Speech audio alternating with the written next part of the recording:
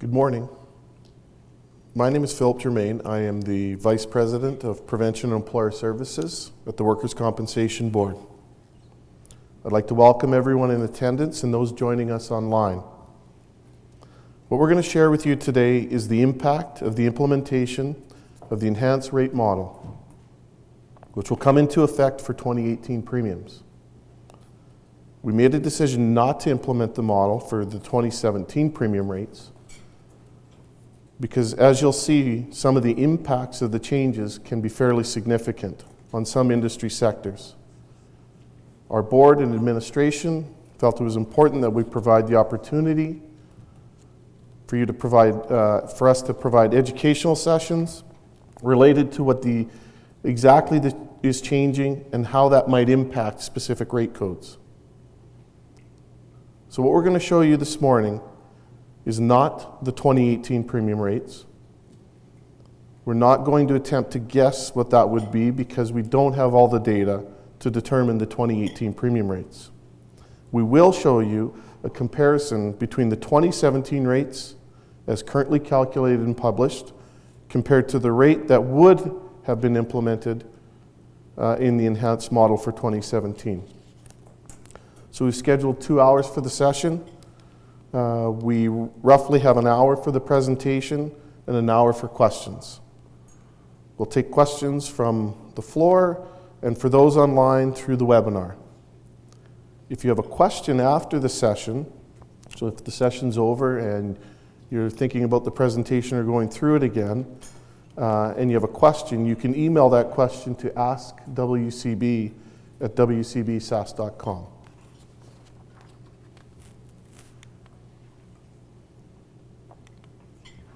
So the agenda for today includes a brief background of the workers' compensation system, how it exists, and a high-level overview of how premiums are set. Then we'll go into the purpose of the rate model review, what the impact of those changes would have been had we implemented in 2017, and then we'll move on to next steps.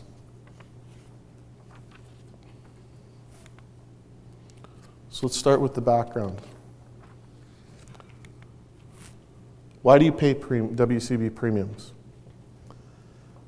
Prior to 1915, there were no workers' compensation systems in Canada.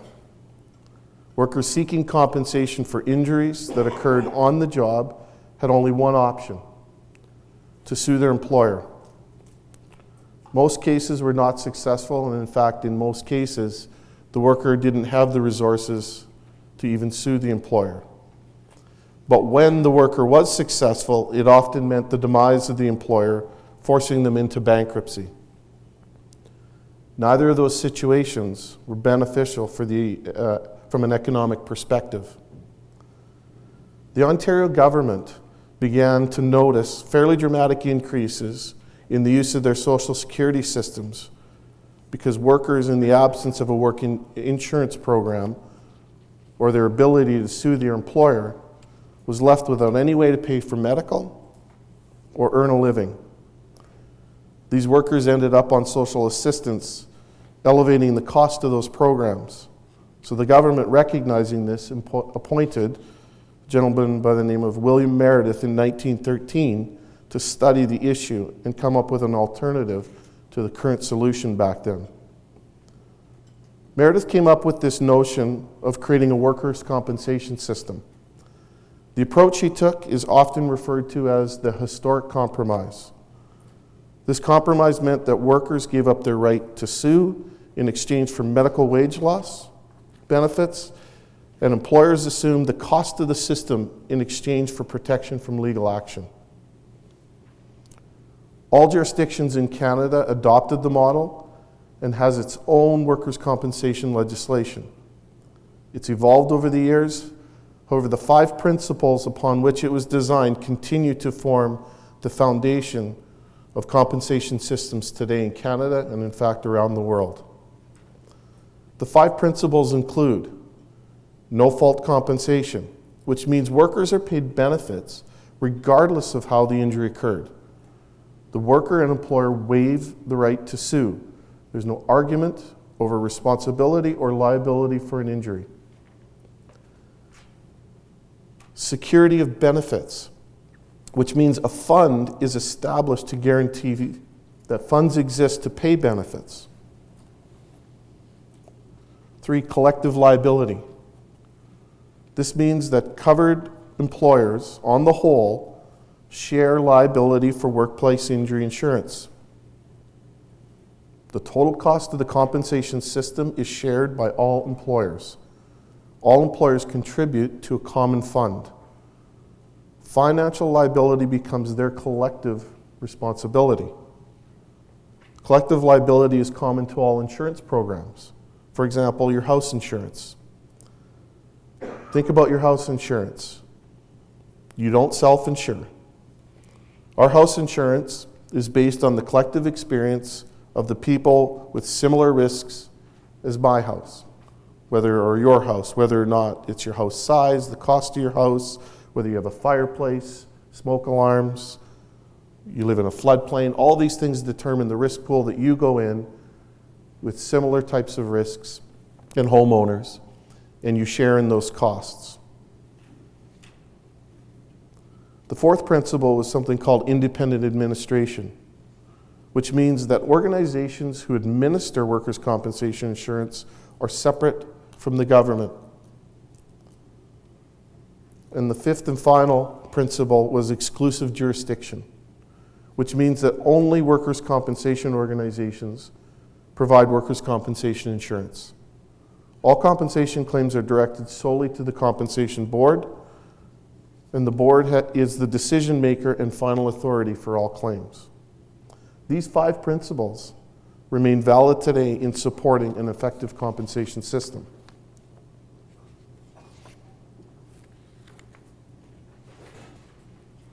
So what's the process by which we actually determine an employer's premium rate? There are 3 basic steps that establish the amount of premium that an employer would pay. The first one is something called industry classification. In Saskatchewan, there are roughly 47,000 employers registered with the WCB. We take those 47,000 employers and we group them into what we call rate codes. You can think of a rate code as like a risk pool. And those rate codes are based on the employer's primary business activity. There are 50 rate codes, so 50 different industry groupings. Employers involved in similar business activity or risks are placed into the same rate code. For example, we place all employers involved with operation of oil wells as their primary business into the D32 rate code. So all employers in the D32 share in all the costs for all the claims that occur within all employers in that rate code. The same is true for other industries. So bankers are grouped together, healthcare is grouped together, etc.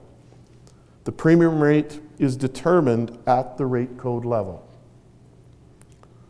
The second step is the process by which we determine how much we need to collect in premiums.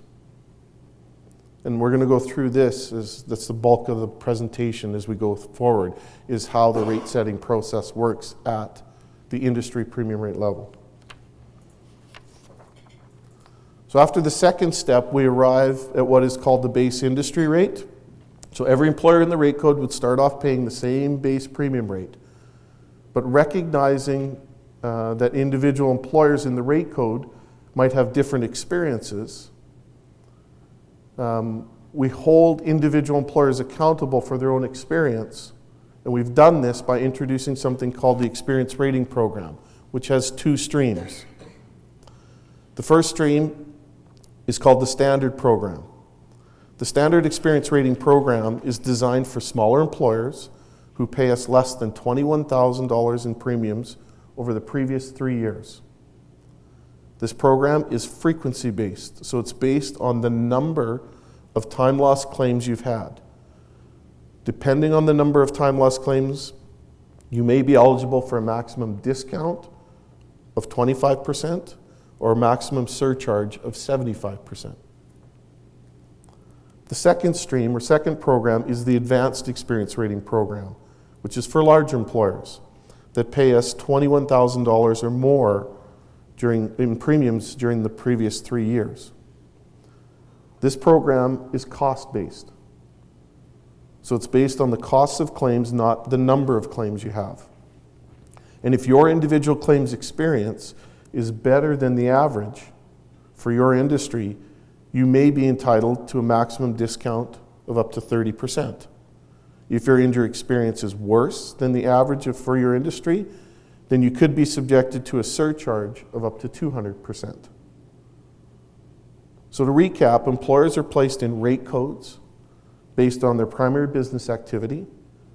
We then calculate the industry premium rate based on the collective experience of all employers in that rate code. And then finally, we apply experience rating to individual employers' experience to determine the final premium rate that you would pay as an employer.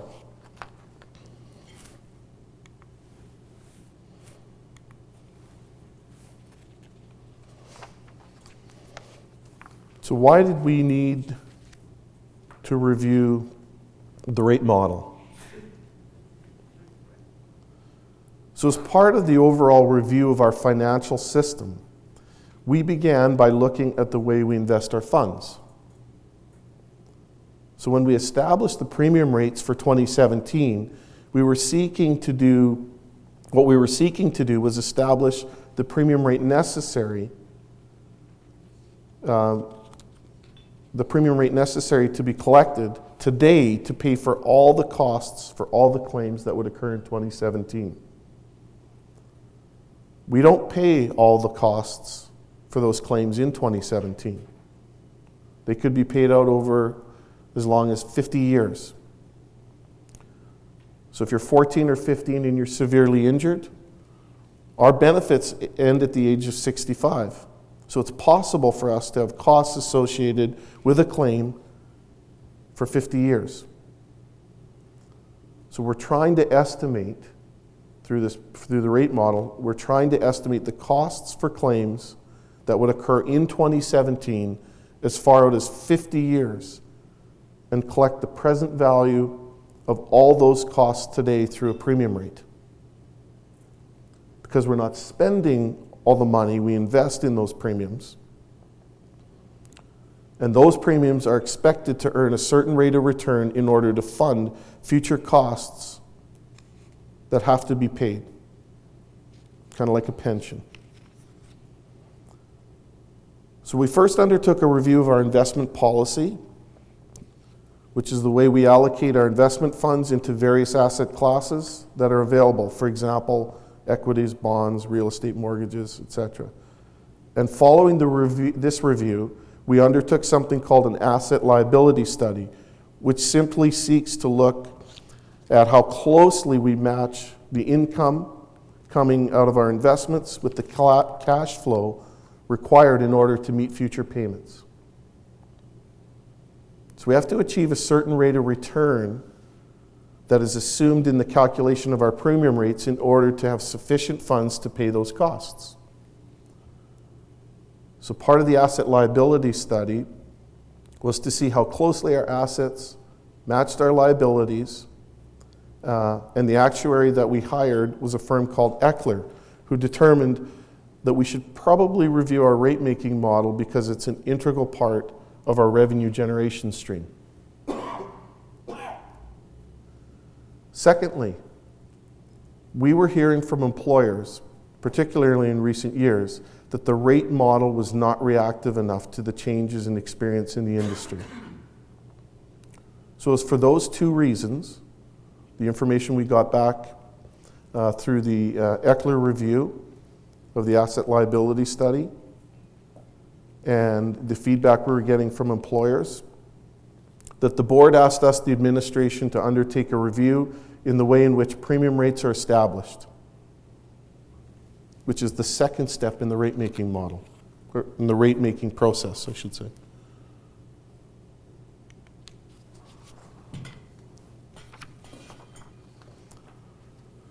So what we sought to do in reviewing and enhancing the rate-making model was to balance what are often competing principles within that model. So on the one hand, we want to ensure that industries are held accountable for their own injury and cost experience. On the other hand, we want to make sure we maintain collective liability, and part of the collective liability is to ensure that employers and rate codes are not unduly burdened by extremely expensive claims. If we increase the accountability, we decrease the collective liability, and vice versa. So we're really trying to balance those competing principles. On the other hand, we understood and recognized how important it is for employers to have some stability in their premium rates so that rates are not dramatically increasing or decreasing from one year to the next. We seek, through the rate-making model, to generate rates that are quite stable. But at the same time, we try to balance that against the reactivity of the model. So if we make the model too reactive, we create volatility in your premium rates.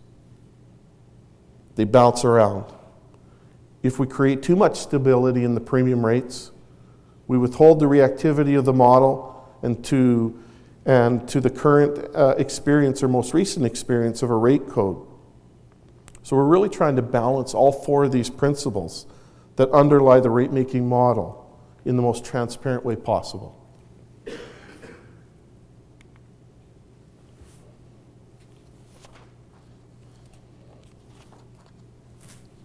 So what was critical to this review process?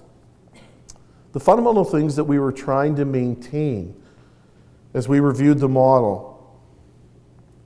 We were really trying to do is predict how much revenue we have to generate through the premiums in order to pay for the costs of the upcoming year's claims. So we're anticipating, as an example, that an average rate of $1.24 that we'd established in 2017, that premium rate would generate enough money was going to be sufficient to pay for all the costs associated with all the claims that would occur in 2017. So in conducting the review, we wanted Eckler to look at the credibility of the model from the perspective of did it accurately generate the amount of premium we would need to fund the system. No more, no less. We also wanted to make sure that the model was fair and equitable to all employers and that it be actuarially based, meaning that we take a very scientific approach and that we're not intervening in order to keep some of the outcomes that we're looking for in maintaining these principles like fairness and equity.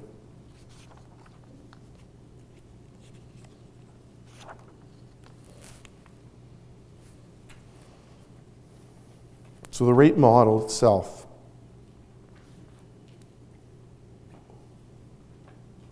So what were the key findings of the Eckler review? If you're interested in reading the paper, the Eckler paper study that was published on the rate model, it's posted on our website. It's a pretty extensive report, and parts of it can be technical in nature, but it's there if you want to read it, and it's available, like I said, on our website, as well as the asset liability study. So what Eckler actually determined is the process for determining the premium rate at the board level is sound.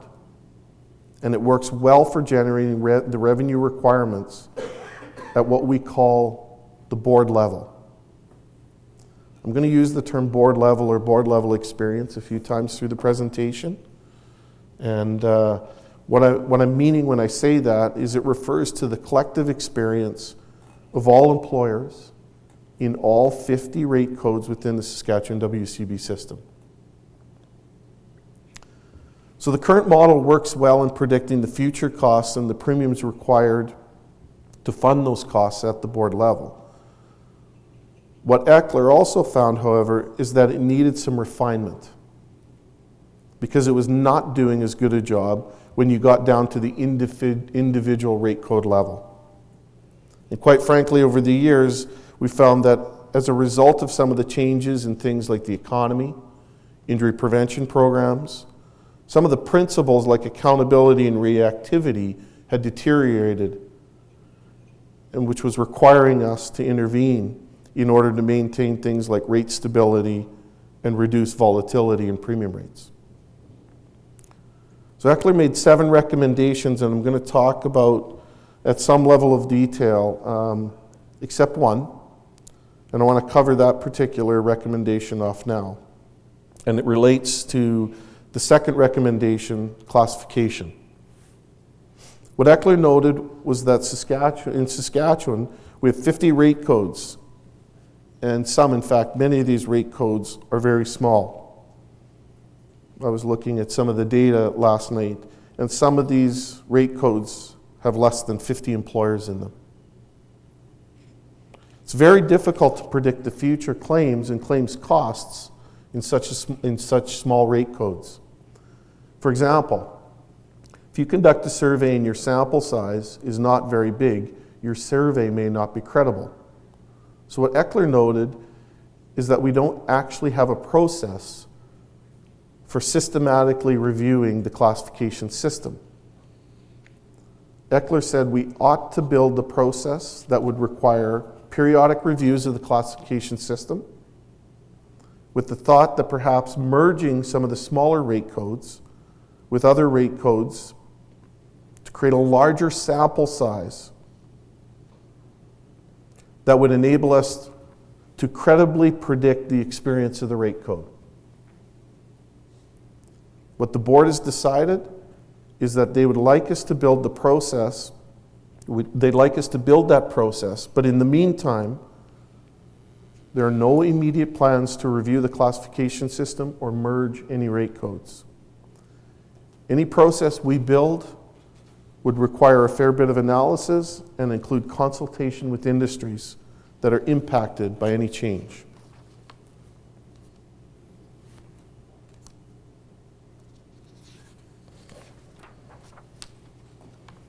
So what are the impacts of these recommendations made by Eckler?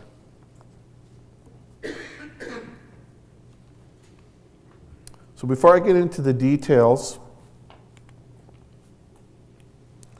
of the other elements of the rate model recommendations, I just want to reinforce that we are not going to show you in the next few slides. I just want to reinforce that what we are going to show you in the next few slides are the industry impacts for your particular rate codes in the oil and gas industry. D32, D41, D51, and D52. Had we implemented the new model for the 2017 premium rate year, and we'll compare that to the existing model. We don't know what the impact might be on the 2018 premium rates. At this particular point in time, we don't have all the claims experience data to predict what the 2018 experience might be. So what you're going to see is simply a proxy for the order of magnitude that you might be impacted by as a result of these enhancements to the system. The 2018 rates will be released in the fall and will include these enhancements to the rate model itself and will be updated for the current experience in your rate code.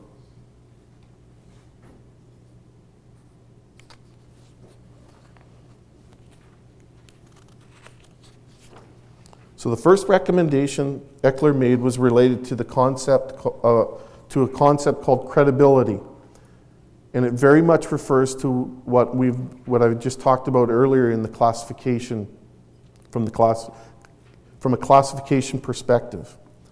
Credibility refers to the reliability to use historic experience in predicting future experience. So to the extent that you have a large enough sample size that is representative of what the future might look like, it can be reliable. But in the case of extremely small rate codes that don't have enough history or experience built up, just because there's not enough employers in that rate code, it can be difficult to predict the future based on historic experience. Under the current model, what we've been doing in order to mitigate this issue is that we've been adjusting the experience of the rate codes with low credibility by blending it with the board level of experience. So the experience of all 50 rate codes together blended with rate codes with low credibility in order to make more credible predictions going forward. Eckler said that that's not really what we should be doing. It doesn't really hold the industry very accountable for their own experience if you're intervening by applying the injury experience at the board level to your individual rate code. But Eckler recognized that you have to have sufficient experience in order to make the predictability valid. Under the current model, for all industry codes, we calculate the average cost of claims paid in the last 5 years. So for the 2017 premium rates, we use the 5 most recent completed injury years. So that would be 2011 to 2015. All the costs paid in each of those 5 years are added together and a 5-year average is calculated. And that 5-year average is used to predict what the 2017 experience might be. Again, under the current model, we would calculate the average and we would adjust it upwards or downwards depending on the overall injury experience for all 50 rate codes taken together. Eckler said we could continue to fundamentally maintain that underlying principle. We'll use historic averages to predict future experience. However, Eckler said that if the rate code was too small, you can't just limit it to 5 years experience. You should expand it to 10 years experience for those non-credible rate codes. So for an industry code to be credible under Eckler's definition, a rate code should have at least $16.5 million in claims costs flowing through it over the previous 5 years. So if you have $16.5 million or more in claims costs flowing through your rate code over the previous 5 years, you would be considered 100% credible. Eckler said that 5 years experience is reliable. For those rate codes that are 100% credible, they are reliable in predicting the following year's experience. However, if the credibility falls below 100%, so less than 16.5 million, then we would need to blend a 5 and 10-year experience. So if a rate code, let's say, had $10 million in claims costs running through the industry rate code, that would equate to approximately 60% credibility.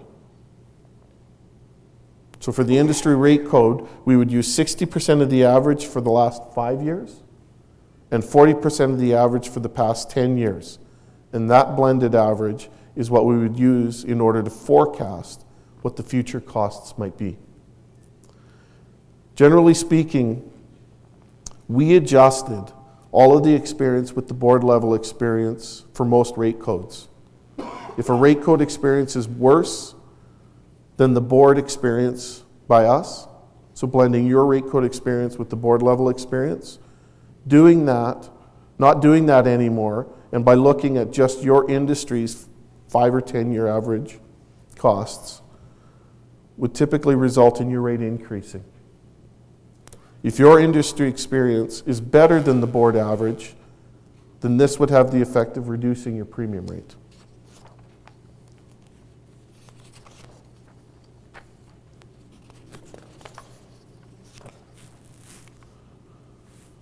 So for D32, what's the impact of this change to the model on these 4 rate codes? D32 currently is 48, under the current model, 48% credible. So the experience is slightly better.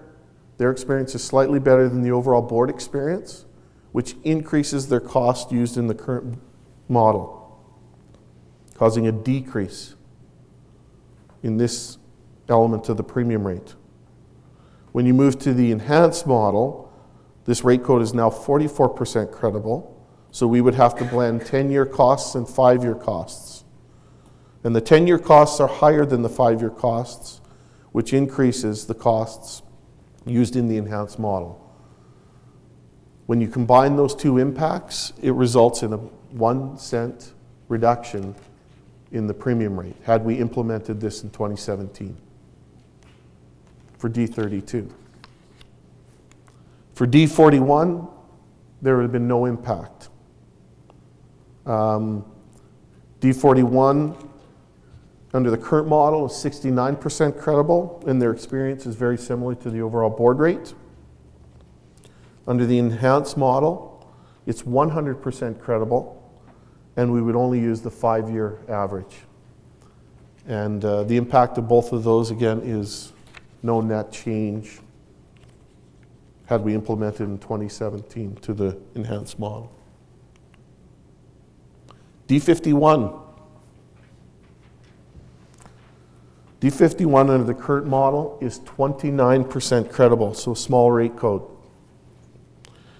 Their experience is better than the overall board experience, which increases their costs used in the current model. This has the effect of decreasing this component of the premium rate. Under the new model, the enhanced model, the rate code becomes 47% credible by blending 10-year costs and 5-year costs. The 10-year costs are higher than the 5-year costs, which has an impact of increasing costs under the new model. The net effect of that, those two impacts, is a 2 cent decrease to this area, this element of the premium rate. D52 is 34% credible under the current model. Their experience is better than the overall board experience, again, which increases their cost used in the current model and would have an impact of decreasing their premium rate. Under the enhanced model, it becomes 52% credible. So again, we'd use a blend of 5 and 10-year experiences. And the net effect of that would be increasing the costs used in the enhanced model. The combination of those two things results in a 13 cent decrease in this element of the rate model.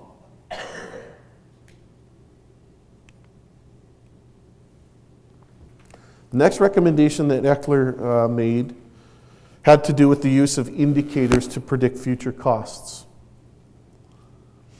So I'd already told you that we use 5-year average to calculate what we expect in terms of spending in the future. Underneath that, or just before we do that in the existing model, we try to forecast the number of time loss claims. And then we attach an average cost per claim to the forecast of those claims to determine the future revenue requirements. The problem with that in recent years is we've seen significant decreases in both the time loss and total injury rates, and significant decreases in the number of claims. However, the costs of claims have not seen a corresponding decrease. In fact, in some cases, we've seen increases. So using the time loss claims counts as an indicator of the way costs might move is no longer valid, because there is no positive correlation anymore between how costs are moving and the number of injuries, and how the number of injuries are moving. What Eckler said is that you need to stop using the number of time loss claims as an indicator of what the future costs might be. Eckler suggested we stick to the 5 and 10-year averages, but just adjust the average by the change in workforce. Change in workforce simply means the percentage of change in the number of workers covered in that particular rate code or industry code. When we graph the change in costs with the change in workforce, we found a very strong correlation, like 90%, almost 100%. It validated what Eckler was saying, that the movement of costs has a high correlation with the movement or the change in workforce. And a much, much more strong, in fact, the correlation now to time loss claims or injuries, time loss injuries and costs had actually a negative correlation in the last few years. And so we accepted the recommendation, and we will no longer use time loss claims to predict future costs. We will rely on the change in workforce to adjust the 5 or the 5 and 10-year average costs in a premium rate, in a rate code. So if we see 5% growth in the workforce, we'll assume the average will grow by 5%. Because of the volatility in some of the premium rates, we were actually blending the current year premium rate and the previous year premium rate, basically averaging the two. So for what the model would have spit out for 2017, the current model, we would have averaged that with the 2016 premium rate and charged you that blended amount. So what we're charging you today, as I said, is a blend between the 2016 premium rate and the 2017 premium rate in order to remove volatility of the rates because of the lack of reliability in the model. We had a hard time predicting costs based on time loss claims because we were assuming as claims were dropping fast, so should the costs. That just wasn't happening. So in order to collect adequate premium, we were blending what the current model spit out with what the previous year premium rate in order to make sure that we were collecting enough revenue. So what would the impact of that change be had we implemented in 2017?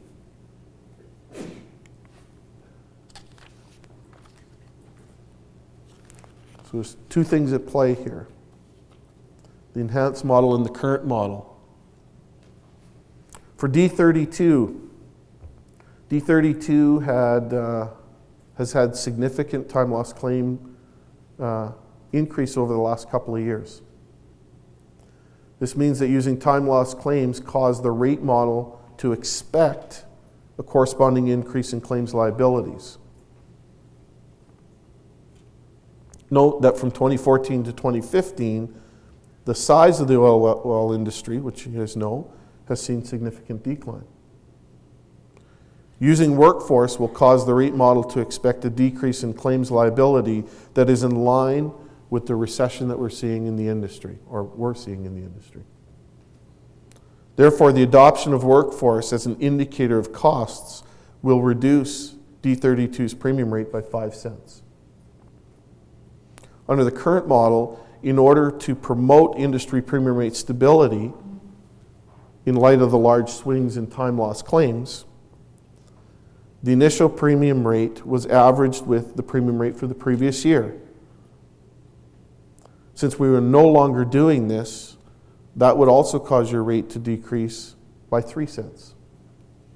The combined effect of that would be a reduction of 8 cents for this element of the premium rate had we implemented it in 2017.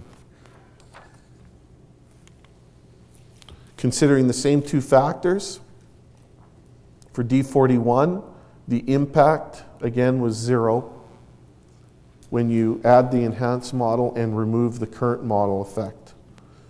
And the enhanced model really adds 3 cents, and removing the current model, but the blending of the two rates, causes it to decrease 3 cents. The net effect of that is 0. In D51, time loss claim counts have decreased by about 90% since 2000 in this rate code.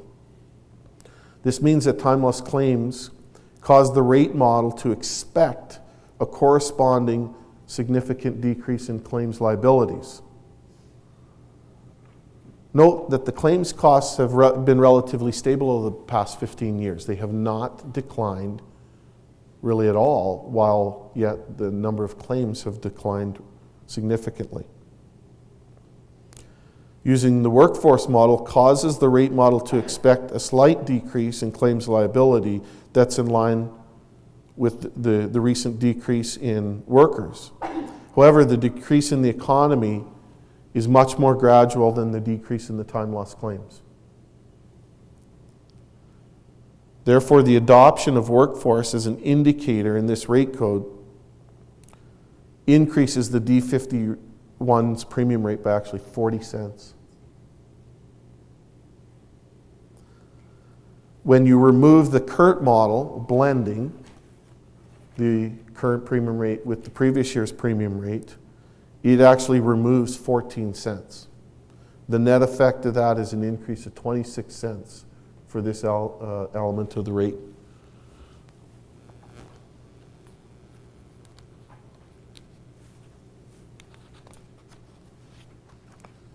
D52. Similar experience as D51. It's seen dramatic decreases in time loss claims over the last few years, but not necessarily a corresponding decrease in costs. So the current model would have expected significant decreases in costs. By moving to workforce as an indicator, it causes D52's premium rate to jump up by 58 cents. By removing the current model, it causes a corresponding decrease of 19 cents, with the net effect of 39 cents. So you can see, earlier in the presentation, when I started the presentation, I said that there were some significant, for some rate codes, some significant swings up and down based on the implementation of the new model, had we implemented. And one of the reasons we did some educational presentations in November, December, and specific presentations this year, early in 2017, was to help people really understand what the impact of, had we implemented this new model, would have been.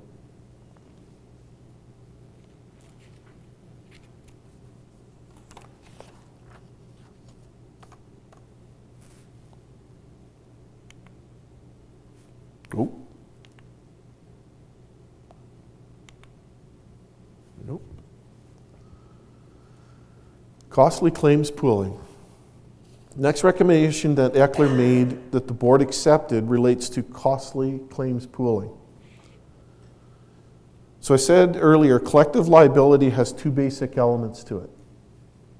First, that we are collectively responsible for all the liability associated with injuries that occur in your industry or industries. The second element is that the individual employer should not be unduly burdened by excessively expensive claims. So under the current model, we have claims cost capping element to it, but it is limited to pension costs only. When we talk about pension costs, these are long-term claims that probably have some permanent loss of earnings that claimants will continue to receive in some form of a wage loss until the age of 65. Earnings replacement, or pension as we call it, under the current model, if the cost of pensions related to an individual claim in a D code exceeds $90,000, we cap those costs at $90,000, and the difference between the $90,000 and what the actual costs are for that pension gets spread across all employers in the class. The D class represents all employers who are in the rate code, in rate codes that start with D. So the D class has rate codes that are represented by oil and gas as well as mining. So if a seismic employer, as an example, in D52 had a claim with a pension-related cost that was $150,000, we would cap the cost at $90,000, and the other $60,000 would be distributed to all rate codes in the D class, proportionately based on payroll. So collectively, we share in that capping. Eckler said claims cost capping is a necessary part of a rate-making model. However, he said, you may want to approach it, or the way we were approaching is not quite right. First of all, the 90K is a fixed amount and has been in place for a number of years. It hasn't been indexed to anything or for any amount. Eckler said if you're going to have a claim cap, it should somehow have an indexing provision attached to it. So as things change, as we move forward, the claims cost cap can escalate with it. Secondly, it doesn't make any sense that you apply only that methodology to pension costs. It should apply to all compensation-related costs. Eckler recommended that we establish a multiple of a maximum insurable earnings to determine what the claims cost cap would be. So what the board has approved is that we would use 3 times the ultimate maximal insurable earnings, which equate to just under $252,000 right now. That would apply to all claims costs, not just pensions. The second part of the decision by the board, that the difference between claims cap, so approximately $252,000, and the actual costs of the claim would be spread across all rate codes at the board level based on your claims costs, not your payroll. So now we have spread the collective liability beyond the class to every rate code in the system. So if you have a claim for $400,000, you'll be responsible for the first $252,000, and the other $148,000 would be spread proportionately across all 50 rate codes based on claims costs.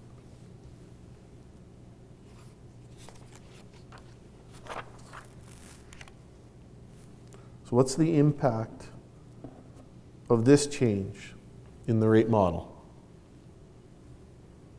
So for D32, we would see a 3-cent decrease. Average pension costs are lower in D32 than the average for the D class. So pension pooling used to increase their premium rate. Costs in excess of 3 times the max, so instead of just capping it at 90 and all costs being pooled at the class. The 3 times max, there was, it's higher in D32. Therefore, pooling costly claims will cause a decrease in the premium rate for this component of the premium rate by 3 cents.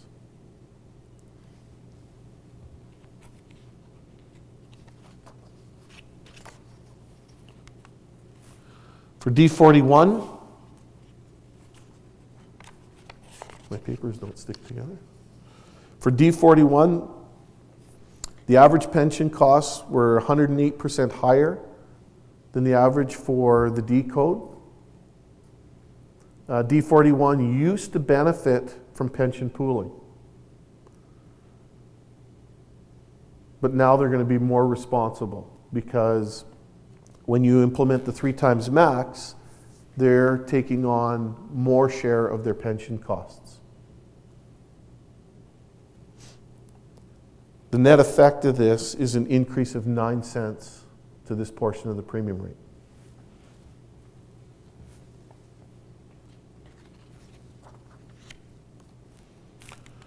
Similar experience in D51. Their average pension costs were 119% higher than the D code. So D51 used to benefit from the pension pooling. When you implement the 3 times max now, this rate code is absorbing more of its pension costs. The impact of that is an increase of 6 cents.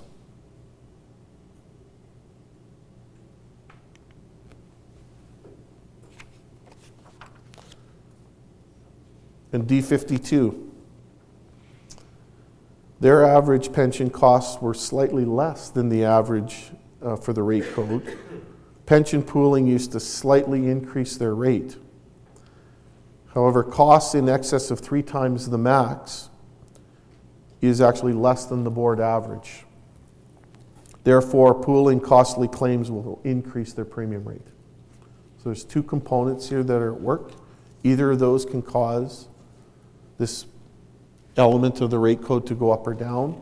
In D52's case, it's the proportion of claims that are 3 times over the max. For them, for their rate code, it was less than the board average. So they're absorbing more of their costs, less at the pooling level compared to all other rate codes. That's driving up their rate by 6 cents.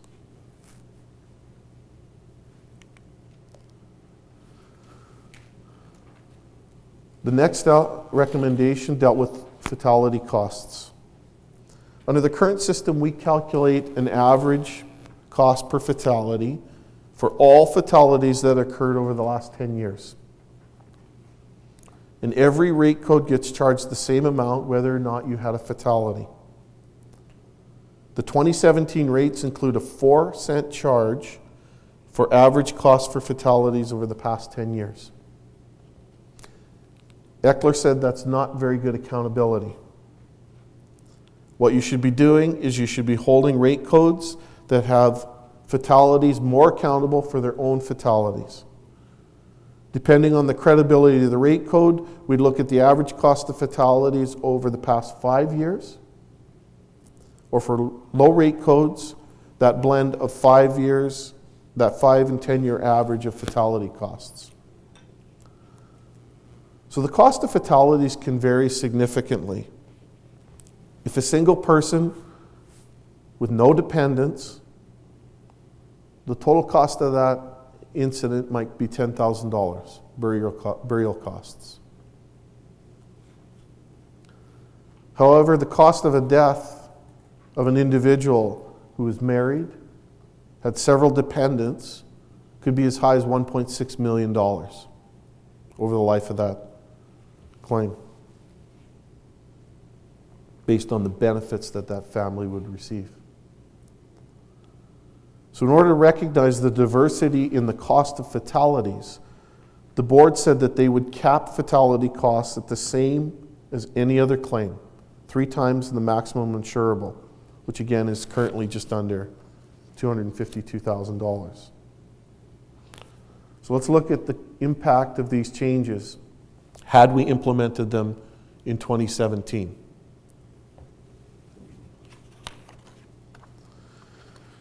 D32 would see a 3-cent decrease. And that's just simply related to that 5 and 10-year average is lower than the 4 cents that they're currently paying.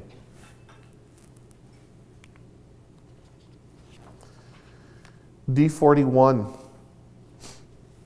surprisingly had 10 fatalities between 2011 and 2015. So it's not surprising that their average cost of fatalities over the 5-year period was likely going to be more than the 4 cents that we're currently charging them. And in fact, it caused an increase of 5 cents in this area.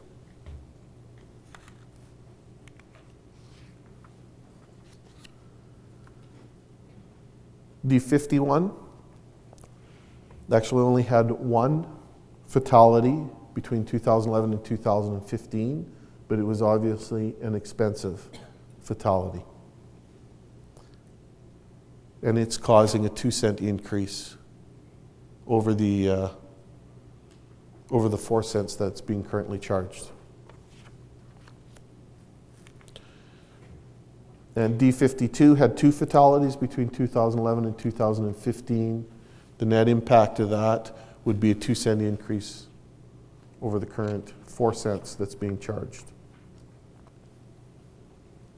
So you can see as we're going along, we're slowly building the premium rates, how the rate model pulls together the various elements to come up with the base premium rate for your rate code. As I mentioned earlier, that we could pay for claims up to 50 years under the current model. And I also mentioned that we calculate a 5-year average, and that 5-year average includes the cost of all claims paid in the 5-year period. So in any one of those 5 years, and for the 2017 premium rate, we're talking about 2011 to 2015, in any one of those years, you could have a claim that is 20, 30, 40 plus years old that still has costs associated with it that go into the particular injury year. Under the current model, we don't care when the injury happened. If there are costs in that particular year, we are going to include it in the calculation of your 5-year average. The assumption being that in your industry, you're going to have similar injuries and costs that you had several years ago. Eckler said that's not necessarily true. Many of the employers may have changes. Industry practices change, technologies change, and the experience of employers in your rate code many years ago may not reflect the experience of the industry today. As industry evolves, their claims experience can evolve and change with it. Eckler suggested we should be using a shorter experience period, somewhere between 5 and 10 years. So after our analysis, so we looked at this, where are the costs? Our analysis determined that after 7 years, we would typically capture 75% of the costs of all claims, of a claim. So instead of going back 50 years, in every one of those 5 years we include in calculating the average claims experience, we would now only go back as far as 7 years. So in 2011, we would include the costs of all claims that occurred in the previous 7 years. We do the same thing for 2012, 13, 14, and 15. Go back 7 years and look at the costs. And that 7-year experience will be used to calculate the 5 and 10-year averages that we use, depending on the credibility of your rate code. So we're still going to have to pay for the remaining 43 years worth of costs, claims costs. So what do we do with those costs? What the board has approved is that we would take the remaining costs in those 43 years and we would pool them. And based on claims experience, we would spread those costs proportionally across all 50 rate codes. So what's the potential impact of this change? If the majority of your costs are in the most recent 7 years, then by dropping the other 43 years in the calculation of the average, it's going to drive up your average, which will likely increase your premium rate. So how does your 7 years compare to the average 7 years? If it's worse, your premium rate is likely going to go up. If it's better, your premium rate is likely to go down. If the costs in those 43 years are greater than the costs in the 7 most recent years, by dropping the 43 years, you'll likely see a decrease in your average, resulting in a drop in your premium rate. So where are those costs distributed now compared to the average 25.75?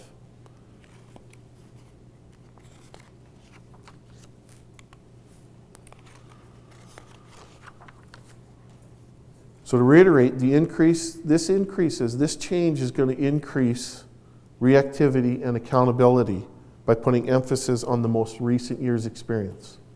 So industries are going to be more reflective of their most current experience.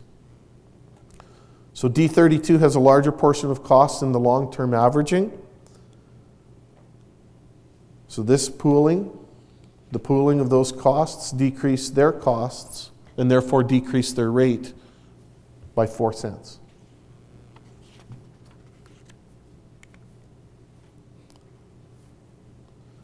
In D41, they have a smaller portion of costs in the long term than the average. So pooling those costs actually increase their costs, and increasing by the amount of 24 cents.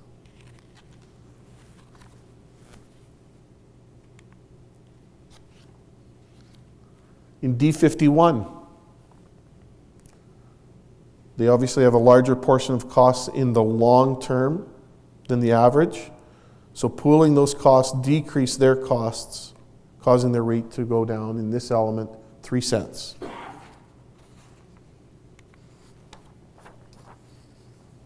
And in D52, they have a smaller portion of their costs in the long term. So pooling of these costs increase their costs, causing their rate to go up by 3 cents.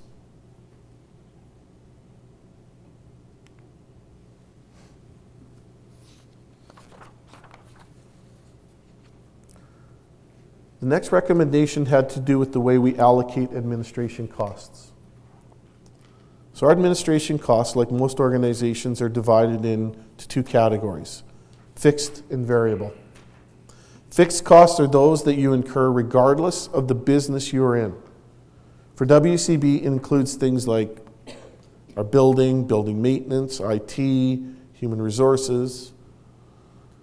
Variable costs are all those who work on claims.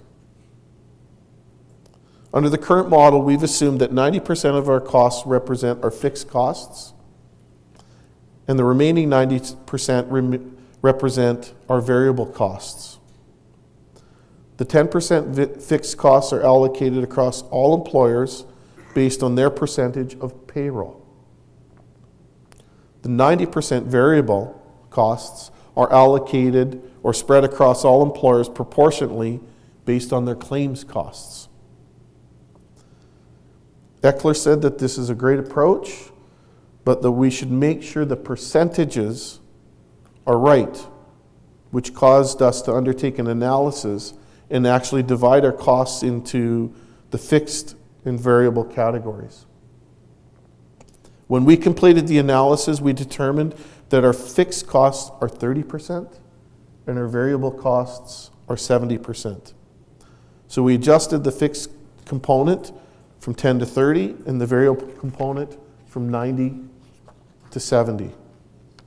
We will continue to allocate fixed costs on the basis of payroll and allocate the variable costs on the basis of claims activity. So what's the impact of this change?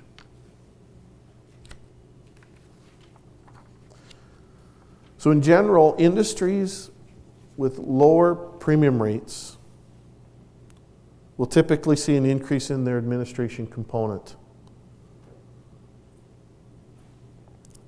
The industries with higher premium rates will see a decrease in their administration component. So if you've got high payroll, low claims costs, you probably haven't been paying your fair share of the fixed costs, and you're going to see a change because of that. So this shift ensures that all rate codes are contributing their fair share of the non-claims related admin costs. The net effect of this change for D32 is a decrease of 2 cents. The variable costs are decreasing from 14 to 6 cents. The fixed costs are increasing as a proportion of payroll are increasing from 3 cents to roughly 10 cents. So total costs are going to go from roughly 18 cents to 16 cents in D32. The net effect of that is a 2 cent decrease.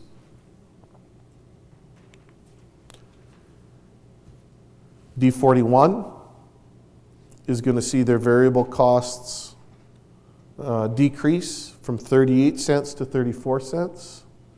Their fixed costs increase from 3 cents to 10 cents.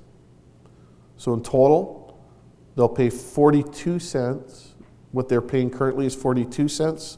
What they would have paid had we implemented would have been 44 cents for a net increase of 2 cents on the premium rate.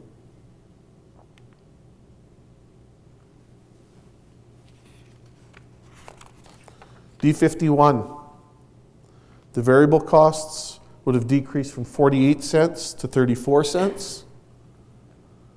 Their fixed costs would have increased like everyone else from 3 cents to 10 cents. So they'd go from 51 cents down to 44 cents for a net decrease. Roughly, the averages don't quite work out here, but the rounding doesn't quite work out, but the decrease is actually 8 cents had we implemented in 2017.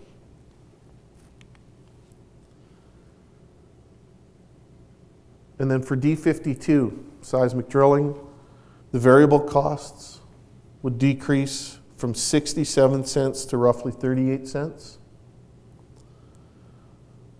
The fixed costs, like everyone else, increase from 3 cents to 10 cents.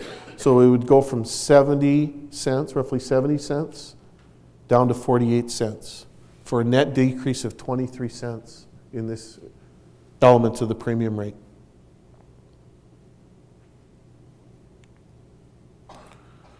So when we combine this, you can see there are ups and downs throughout kind of the composition of each rate code's premium rate based on the impact of each of the recommendations. So for D32, operation of oil wells, had we implemented, we would have seen a 29, almost 30% decrease from 67 to 47, which would have equated to about 20 cents. The net effect of that is roughly $750,000. So had we implemented, we would have required $750,000 less in premiums from this rate code. There are roughly 1,900 employers in the rate code, and the average reduction per employer is about $400 per firm.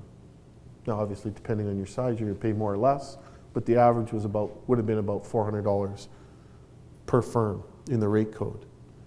So it's important, and as we talk about next steps, it's important to understand that one of the purposes of meeting today and having these rate model sessions is to talk about how we might transition the impact. So how would we transition that $750,000 going forward? And that's part of the feedback that we want, and I'll get to that at the end of the presentation. For D41, they would have seen a 27.9% increase or 39-cent increase. So again, when you're seeing swings like this from down and up, and this is throughout various rate codes, this really illustrates why we did not just implement in 2017, why we wanted to meet with employers, talk to them so they can understand the impact of moving from one model, the current model, to the enhanced model. So employers can think about this again. This is not exactly what you're going to be paying in 2018. Your experience may change from one year to the next, but you get a sense of the magnitude of the impacts that could be coming to your rate code, to the premium rate in your rate code. So the net effect of these changes in 2017 would have been over $1.6 million in D41. There are roughly 1,700 employers in D41, and the average increase would have been about $965 per employer. So fairly significant. D51, service rigs and water well drilling. You can see the impact here would have been about 12% increase, 20 cents on the premium rate, from $1.61 to $1.81 had we implemented. The net effect of that is about $154,000. There are only 137 employers in that rate code, so the average increase in this rate code would have been just over $1,100 per employer. For seismic drilling, the net effect would have been about a 7.5 cent increase, representing 14 cents from $1.86 to $2. The premium impact would have been about $120,000.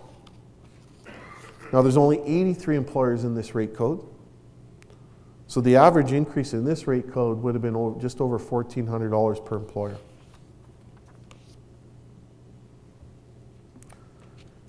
As I said a few seconds ago, a minute or two ago, the costs that I just provided you, the net impact, is a one-time cost or benefit, depending on which way the premium rate would have gone, of transitioning from the current model to the enhanced model. So all of the rate model educational sessions are being recorded as webinars. They're going to remain on our website, and you can review it again, or if others who couldn't attend can review it at their convenience. So our next steps, beyond posting the presentation, is if you have questions going forward. Obviously, we've thrown a lot of information. A lot of this information, well, we've tried our best to keep it as high level as we can, but provide you enough information so you can actually understand what's going on. It's still a lot of information, and it's technical in nature. So you may have to go away, chew on it a little bit, and if you've got questions going forward, don't hesitate to contact us. One of the easiest ways is you can forward questions to Ask WCB at wcbsas.com, and we'll get back to you kind of as soon as we can. We're hoping by the end of the presentations, which we've got more in Saskatoon next week, so it might take us a week or two to get back, depending on the number of questions we get, but we'll get back to you as soon as we can. For those that are attending online, you can always forward your questions at the same location, Ask WCB at wcbsas.com. The other reason for today, for this presentation, is the WCB, as I said, is seeking feedback from employers on how the rate model is transitioned in 2018. So we're moving to the new model. The changes in the model make sense. They create a better rate-making model. But the impacts, as you've seen today, can be significant. So we want your feedback, and you can provide your feedback at wcbsas.com/feedback.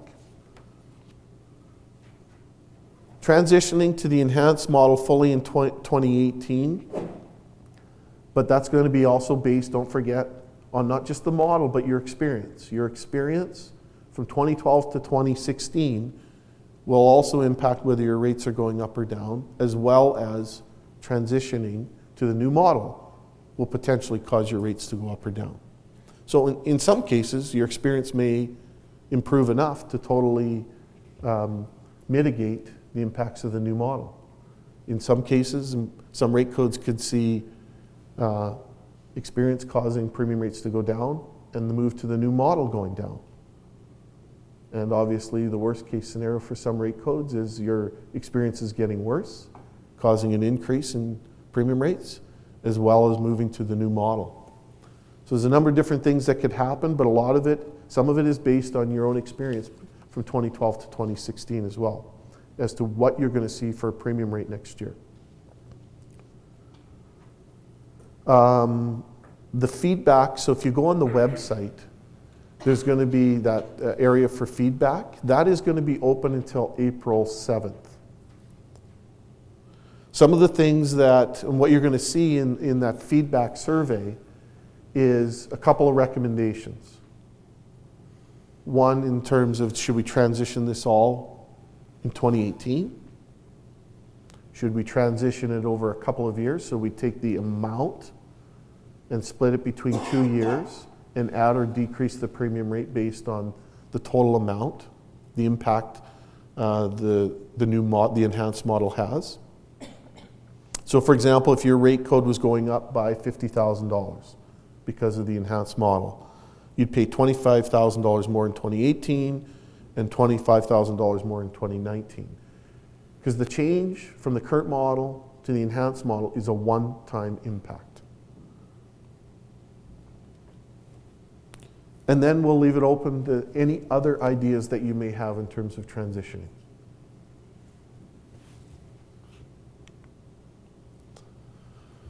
I would be remiss if I didn't leave you with at least one injury prevention message.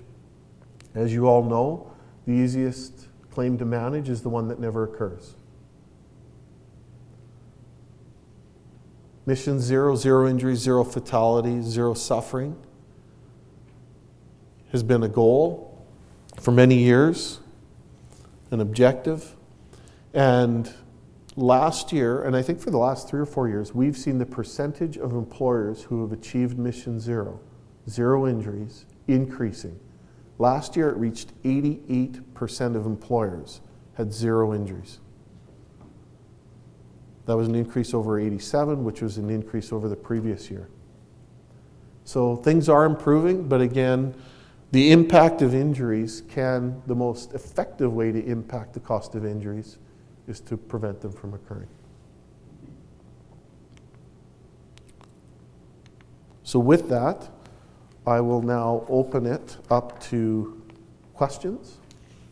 Any questions that you may have? I just have a question about, you said... If you could use the mic, because we're recording it, that would be wonderful. Thank you. I just had a question about, you said it was a one-time fee, kind of that larger dollar amount. Yeah. But it's also increasing that percentage continually, right? Like your rate code is going to increase and will continually be. So not only you're having, say, a 30% increase, but a $50,000 cost kind of recovery as well? So your experience will take over after the first year of implementation, right? So yes, we're not requiring more money from the system. It's the same amount. In fact, when we recalculated 2017 current to enhanced, we required the same amount. What we're doing is redistributing who's paying what. So there will be, in the first year, there will be a jump or a decrease to the new model, but every year after that, it's just your experience now that takes over. So you may have, let's say you're in a rate code that's going up because of the model, it doesn't necessarily stay there. It can continually decrease if your experience decreases as a rate code. Okay, so that amount is just to pay a deficit. I'm just not understanding why that rate code increase would just cover any changes, as some may go up and some may go down. Or that deficit is there because of this change in the structure. Yes, it's there because of the change in the way the rate gets calculated, and we're just redistributing the costs. So somebody's going to go up by $50,000, and therefore there'd be a corresponding $50,000 decrease somewhere, as an example. Okay, so just a one time and then It'll all zero out for us. We need to collect the same amount. So it's a one-time redistribution, and then experience takes over after that.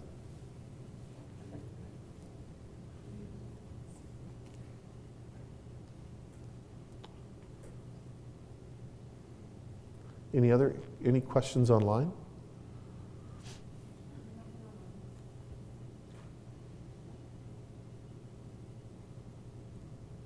If there are no questions, I would really like to thank everyone who attended in person and those that participated online. We appreciate it, and we look forward to your feedback on the transition from the current model to the enhanced model. Hope everyone has a safe day, and thank you for attending.